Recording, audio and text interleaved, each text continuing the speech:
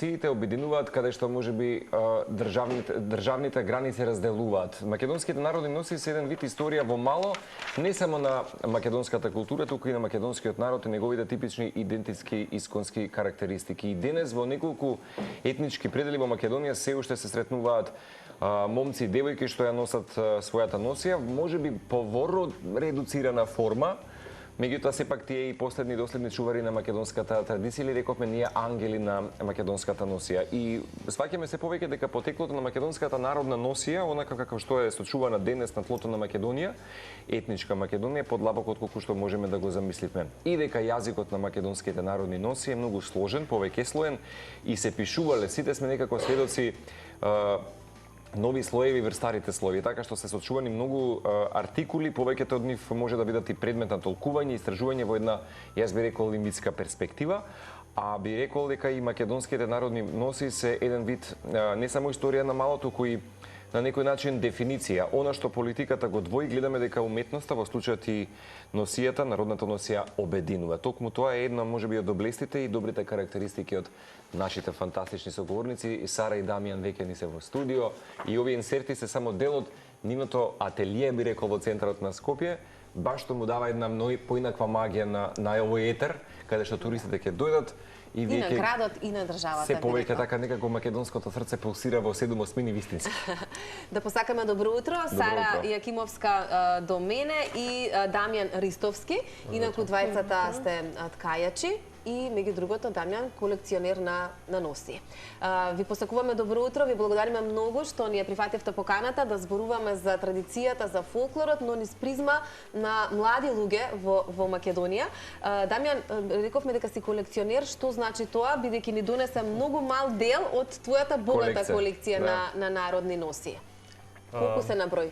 Па на број се неде околу 80-тина. 80-тина? 70-80, така да немам точна се уште бројка. Меѓутоа некои се во фаза на комплетирање, не можам да кажам дека се уште комплетирање. Сега тоа ќе ни го опишеш. Прво да ни кажеш од каде љубовта кон генерално фолклорот. Претпоставувам дека тука баба, дедо, родителите имаат вплеткано многу прсти, но еве да ни раскажеш како започнува се во поглед на тоа колекционерство и собирање на носи, затоа што една носија сама по себе има многу делови и велиш дел од нив ти се во процеса на дополнување. Значи, претпоставам дека макотрпна е работата, но како започна се? Цеце го говори од фактот што во една ситуација јас и таа бевме пред 5-6 години облечени во носи, не можеме да знаеме точно од кој регион од Македонија. Вие сигурно би го препознале веднаш по карактеристиките, меѓутоа можеби колку половина час се подготвувавме, дури реков на Цеце да облечеме се ти, Марк, те молам, само не такви предизвици, нема да имаме време овој пат. Да, многу делови се. Многу делови се.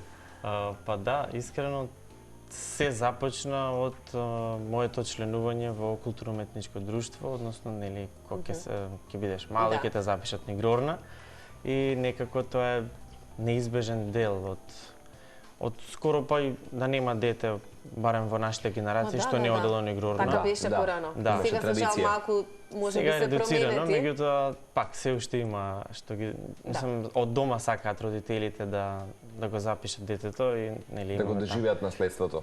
Па да, искрено, ма и да го прошетаат светот. Да ме те запишам на игрона да го прошеташ светот, така не вика. Тоа е целта. Да. Меѓутоа кај мене не е само да го прошетам светот, туку и јас почнав мислам многу подлабоко да навлегувам во македонскиот фолклор, позначно во костимот на игрорците, односно на тие луѓе што излегуваат на сцена, се облечени некако треба да бидат. А Македонија е пребогата со своји фолклорни костими или народни носи, како што е насловена нели самата продавница. Можам да кажам дека најголема улога всушност имаше мојата баба, која што некако да не била таа да ме насочи, да ми покаже, да ме води кон процесот. Да ги даде одговорите на сите твои прашања во тоа време. И носењето на експресијата да ти ја покаже пред. Па да. Таа мислам љубоморно си ги чуваше во еден посебен дел од регалот, од незината мајка носијата и незината носија, бидејќи таа била многу мала кога мајка починала и оставила само една фута, едно елече и појас. И тие три дела ги чуваше некако беа така здиплени, наместени убаво. И беа посебно. Тоа беше чејзот можеби на твојата баба во тој период. Па да, и било оставено во амене да има спомен нешто од незината мајка. секако и таа носела народна носија и исто и низината фута си ја чуваше. Ја викам, баба, ова што е?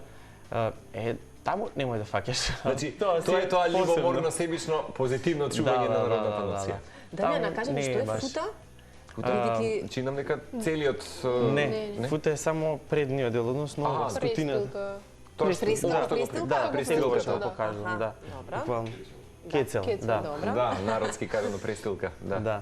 И таа си ја чуваше буквално футата и себе низиниот крај, футата е долга 4 метри и се набери и се носи како сукња, како плисирана сукња околу нејза.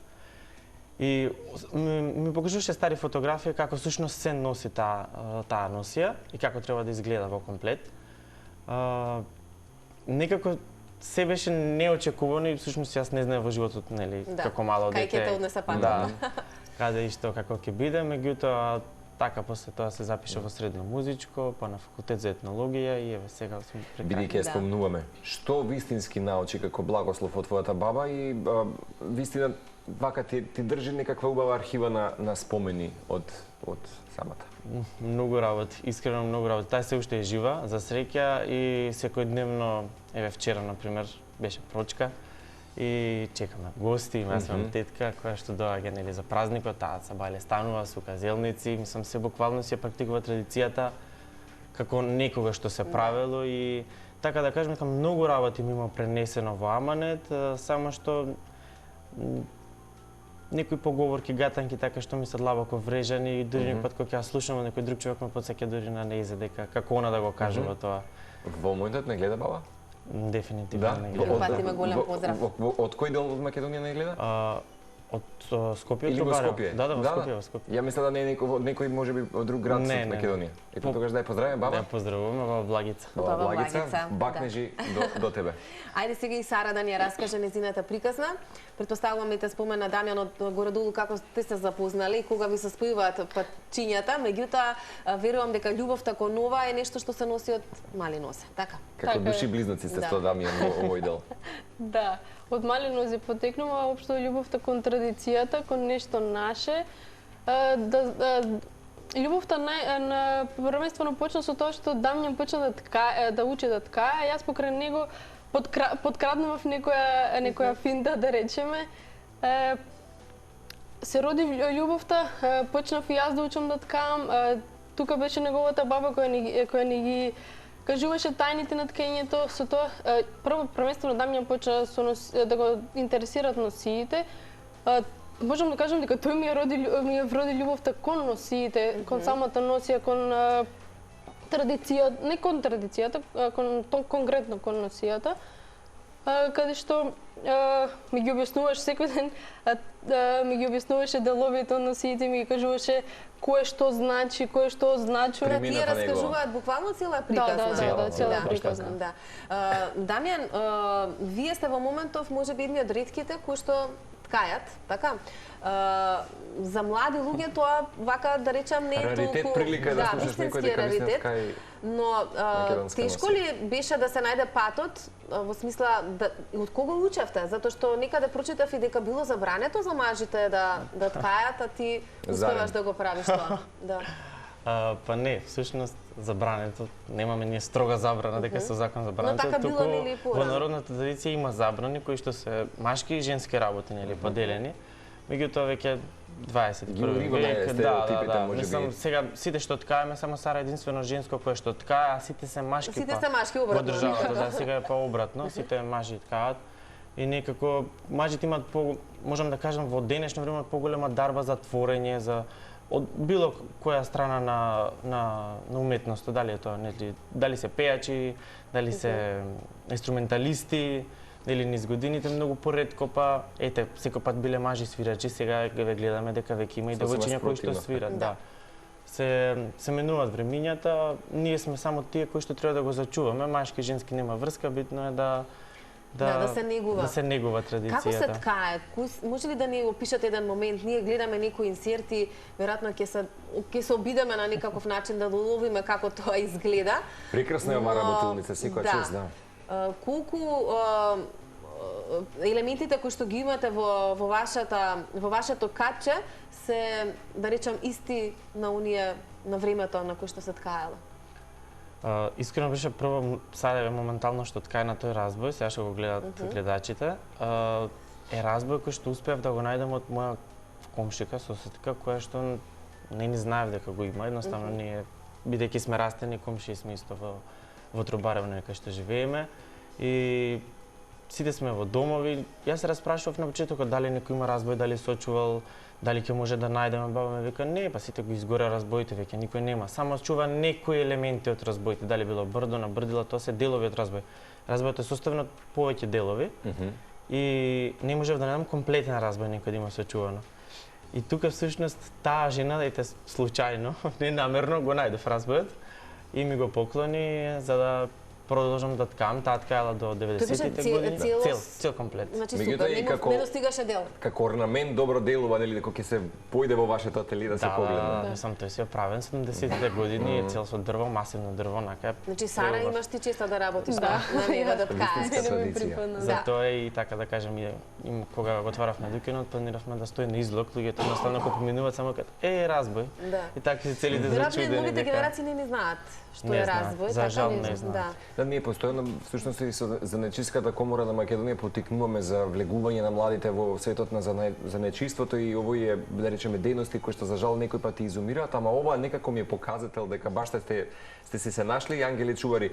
Меѓутоа, рековте околу 70-80, Дамјан, не знам сега дали и Сара има некоја таква убава колекција? Сара не е колекционер, само Дамјан е колекционер. Планираш можеби тоа да го правиш? Дали може? Не. Како го имаш Дамјан? Да, така да прашам голема конкуренција. Најретка носија која што си дошол до адреса и која што ја поседуваш можеби од оваа колекција? Или некоја што најтешко може да се состави во целост?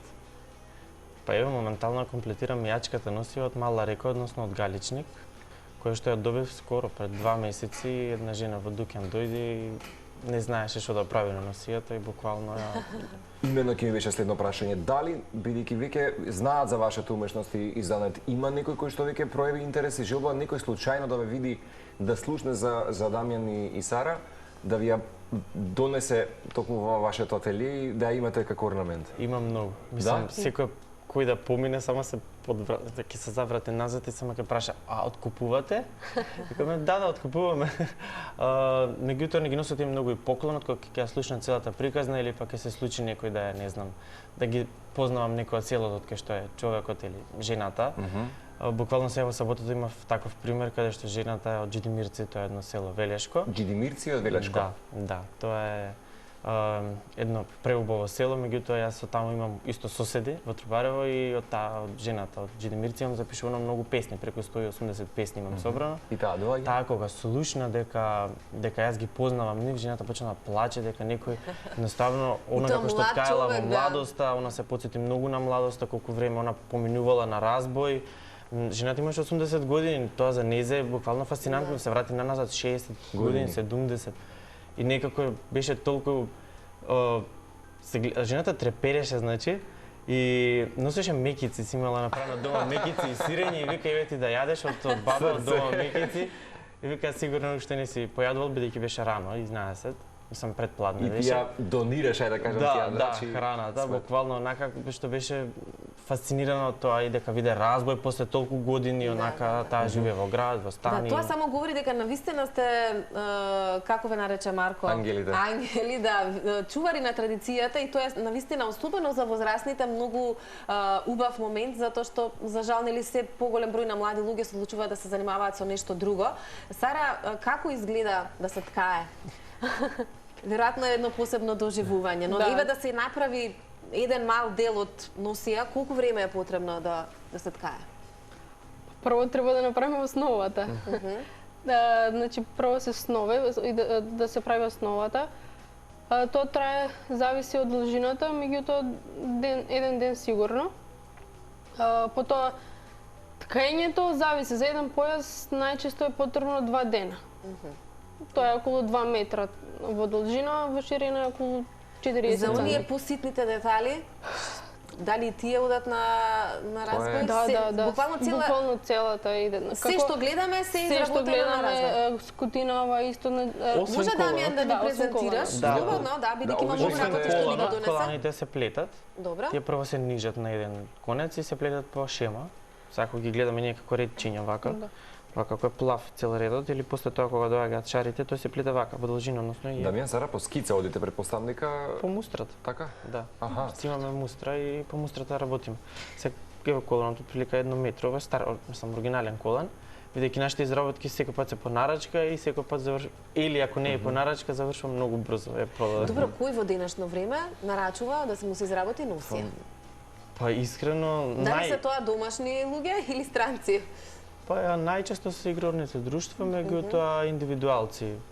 Зимово работевме многу за Битуше, тоа е едно село во Карши Бигорски манастир, Битуше, Ростуше, Велебрадо и Требиште, каде што се уште за водици се облекуваат девојките и жените. И нема кој да им ги шие тие долами, бидејќи она има една носија за жена, а има уште 3 или 4 внуки, мора сите да бидат облечени во носија и бара да се сошијат 3-4 долами. Буквално треба многу време, материјали, да се искројат, да се сошијат. Така, измислам, ако изработувате многу работи, меѓу кои и ова е кјустек, не рековте, така? Ова мене, првата асоциација беше на мојата баба, бидејќи долго време имав вакво нешто по дома. И ова можете да и ова го изработувате? Кажи ни, Сара, за шо беше ова, еве јас ќе демонстрирам за уроко. За лидерот во орото. Вака ли се опашче, се врти? Да ставиш тоа доле алка, всушност е добро. така, се мота другиот дел, така. Да не те удрам само. Плюс како ти личи на денешниот избор облека, сосема идеално. Добро, малку раскажете ни за ќустекот и неговата традиција. Ќустекот го носат и на дел од носијата како украсен елемент и првиот и последниот во орото, односно тој што ги дава знаците за музиката или за сите останати кои што чекорат во орото, мора да го подигне. Во денешно време се носи марамче, бидејќи фолклорните ансамбли имаат недостиг на вакви ќустеци или змија, поточно змија или смок. На тој се нарекува, на тој подсеќа има глава, има опаш и се крши како змија буквално. Баш подсетува на змија. И првиот дава знак со со змијата, за другите натаму да го видат дали треба да подскокне, дали треба да го намалат темпото, да го сменат чекорот. Како диригент во филхармонија. Да, тоа е буквално. Ова е диригентот, орото. Ова е стапчето, диригентот. Јасно. Да. Супер. Рековте 70 на 80, меѓутоа дали знаеш веднаш да детектираш, мапираш дизајн и да знаеш од кој регион носијата потекна, така? Секако. Да. И по што да речеме те фасцинира конкретно една носија од друга, да речеме, не знам, која ти е најинтересна и идеална нака според некои твои карактеристики? Можам да кажам која е најтешка носија за изработка и за носење и воедно и најскапа во моментов, бидејќи ја нема, таа е мијачката крушевска носија. Бидејќи во Крушево имало оаза на мијаци, мислам се уште има, меѓутоа носиите за жал ги нема или да ги има ги чуваат во тајност, бидејќи се буквално преубави, онака се целите црвени, да. И исто така Дебарско поле, Дебар има една од можам да кажам карактеристичните бои, едносно розевата, воглавном целата носија скоро е во розеви тонови. Од зобанчето, од капата горе, од дарпната, која што е преубава. Розевото можеби и карактеристично за тој регион. Да, и кога ќе се види самата носија, одма точно знаеме дека е Дебарско поле. Меѓутоа претпоставам дека во колекцијата ти точно знаеш да видиш носија која што потекна, да речеме, и од другите краишта, не само од Македонија. Да. Па на Балканот скоро па и секаде. Да? Да, бидејќи Бугарија, Србија, делови од Албанија. Слични ли сте или па слични. Сите сме биле највеќе ни се приближни до турските носи, односно до отоманските, бидејќи сме биле 500 години. Влијанието си го правил своето. Влијанието и самите називи ги имаме. Чорап е турски збор, кемер е појас, кој што ќе дојдат сега, пошто имаме многу турци и прашуваат дека килим е исто турски збор или арапски килим, да. Фута исто, но нака сите тие зборови ни се попримени и сега ние кецела, ја викам, ама меѓутоа по-старски е фута. Така. И старите многу пати на терен кога ќе им кажеш, нели, имаш фута или вута, престилка, предсебник, например во Ресен, имаат секој крај си има карактеристично име за секој дел од носијата. Архаизмите всушност некако и супер што се потикнуваат и популаризираат преку можеби и ово што го правите. Ми беше интересно кога вака ве гледам и кога говорите сега за изработка и ткаењето на носиите, се вратив и ја во некои млади денови, бидејќи сето ова бара многу деликатен процес на изработка. И кога бев многу помлад, благодарение како аманет од мојот татко и работата моја куса во период на филигранството, се сеќавам кога одевме често на тие базари, каде што имате нели изложбен простор. Штант. Да, штанти каде што баш туристи доаѓаат конкретно за овие базари, секој пат фасцинацијата. Јас во овој период сега ќе се сетам како тоа вистински реагирале, јас можеби не сум го дал толку вниманието, меѓутоа разликата кога турист странец го гледа сето ова како изработка и она што можеби нашето поднебе го носи е многу голема разлика. Веројатно ние сме навикнати нашето око да ги конзумира овие работи.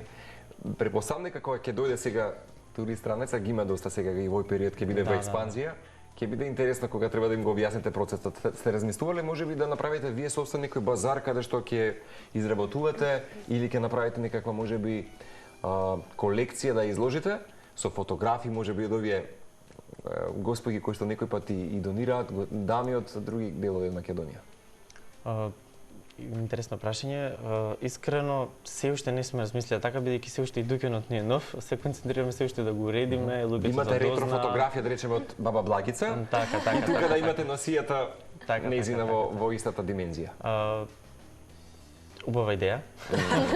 Ете нешто што ќе ни користи секако и мислам дека ќе биде за многу брзо, секако. Ви Сара од Плеска климат, значи нешто се размислувало на тоа поле, така? Да, имаме некои стари фотографии, така да гледаме од нив, учиме и кога ќе добиеме општо носијата, дали е таа поклонета или откупена, знаеме каде е правото место и ја знаеме правата вредност на носијата. Да, и најчесто луѓето мислат дека ние ги препродаваме носиите што не ги носат, меѓутоа ние најчесто ги користиме за мустра, за да направиме идентична копија, така да не се грижите, нема да одиме во погрешни раце. Да, баш напротив, ќе отидат во вистински раце, затоа што вие понатака ќе продолжите да ја негувате традицијата.